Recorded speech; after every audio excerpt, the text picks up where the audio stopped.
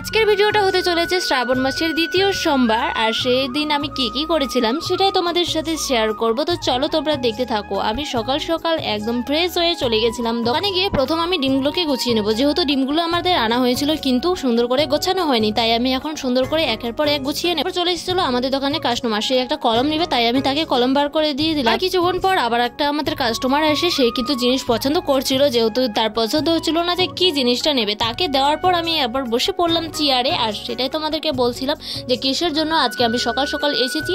তো তোমাদের সাথে সব ধৈর্য রাখো, অবশ্যই সবকিছু বলবো, সবকিছু শুনতে পারবে যে কেন এত সকাল সকাল এসেছি। তারপর আবার একটু মেয়ে চলে আসে, তাকেও এটা নিতে চেয়েছিল, সেটা দিয়ে আমি চলে এসেছি বাড়িতে। আমার হাজবেন্ড তখন দোকানে যায়, আমি বাড়িতে চলে আসি, যেহেতু বাবাই কাজ ছিল তো বাড়িতে আসতেই হতো। আর মা কি করছে চলো তো তোমাদেরকে বলি যে মা আর হাজবেন্ড মিলে যাবে হচ্ছে শিবগাতি, তাই তারা রেডি হচ্ছিল, আর এরাও যাবে পুচকি। তো তাদেরকে আমি বলছিলাম যে আয় আমি তোদেরকে একটু ছবি তুলে দিই। আমার মা আর হাজবেন্ড যে শুধু যাবে এটা নয়, আমাদের গ্রামের অনেকজন যাবে, তার পাশের গ্রামেও যাবে, কারণ যখন যায় তখন কিন্তু একসাথে অনেকজন মিলে দল বেঁধে যায়, একা একা যায় না, যেহেতু অনেক দূর যেতে হয় তাই সবাই মিলে একসাথে যায়। আর দেখো তারপরে সেখানে গিয়ে কি সুন্দর জায়গাটা না, 8 বছর কিন্তু আমিও গেছিলাম আর এই জায়গাটাও গেছিলাম, আর এই জায়গাটার নাম কি সত্যি আমার জানা নেই, আর শুনেও নি আমি এই জায়গাটার নাম কি, কিন্তু এই জায়গাটা এতটা সুন্দর, গেলে একদম মন ভরে যায়।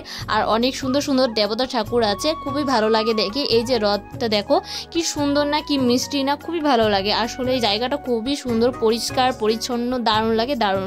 তোমরা যারা যাও অবশ্যই কিন্তু কমেন্ট করে বলবে যে তোমরা কে কে গেছো। তোমরা যারা যাওনি তোমরাও কিন্তু অবশ্যই কমেন্ট করে বলবে, আর যারা গেছো তোমরা তো বলবেই যে কেমন লাগলো জায়গাটা। আর আমাকে তো খুবই সুন্দর লাগে, আমিও 8 বছর গিয়েছিলাম, যেহেতু মা কোনো বারেই যায় না, তাই ভাবছিলাম যে এবছর তো আমি যেতে পারবো না, যেহেতু আমার বেবি ছোট, তার জন্য ভাবলাম যে মাই এবার যাক। হাজবেন্ডও বলছিল যে এবার তো তুমি যাচ্ছ না, তাহলে মাকে নিয়ে যাই। আমি বলছি ঠিক আছে, মাকেই নিয়ে যাও, মাকেও দেখিয়ে নিয়ে আসো, সেও তো বাড়ির মধ্যেই থাকে, কোনো জায়গায় যেতে পারে না, তার ভাবলাম যে সেই যাক, বাড়ির মধ্যে কোথায় আর বাড়ি বন্দি হয়ে থাকবে, সেও একটু গেলে তার মনটা একটু ভালো লাগবে, তার জন্য কিন্তু মাকেই এবার পাঠানো হয়েছিল। আর এটা চলে গেছিল হচ্ছে বজরংবলী মন্দিরে। দেখো কতই বড় বজরংবলীটা, আর এখানেও কিন্তু তার আগের বছরও আমি গেছিলাম, খুব সুন্দর জায়গা, চারপাশটা অসাধারণ লাগে, খুবই ভালো লাগে। তোমরা যারা এখনো যাওনি তোমরা কিন্তু অবশ্যই যেতে পারো, আর এই জায়গাগুলোকে ঘুরতে পারো, খুবই অসম্ভব সুন্দর লাগে। আর যেহেতু পাহাড়ি এলাকা, পাহাড়ের ওপর, তো খুবই সুন্দর বাতাস আসে, হাওয়া আসে, খুবই ভালো লাগে। বজরংবলী মন্দিরটার পেছনে ছিল এরকম জাস্ট অসাধারণ, আর এই যে পাথরগুলো, আর এই জায়গায় ফটোশুট হচ্ছে, আমার কাকিমারাও গেছিল, তারাও কিন্তু ফটোশুট করছে। আর ওই যে ছোট একটা বাচ্চা আমার দেওয়ার হবে, তো তারাও গেছিল। চলো জায়গাটা একটু দেখে নেওয়া যাক যে কতটা সুন্দর, দেখতেই তো পাচ্ছ, অসম্ভব সুন্দর না? আমি কি মিথ্যে কথা বলছি? একদমই নয়। আর জানি না মা যে কি ভাবছে কি দেখছে বুঝতেও পারছি না। আর তোমাদের জন্য এটা ভিডিও শুট করছিল হচ্ছে আমার হাজবেন্ড, যেহেতু তোমাদের সাথে আমরা শেয়ার করব।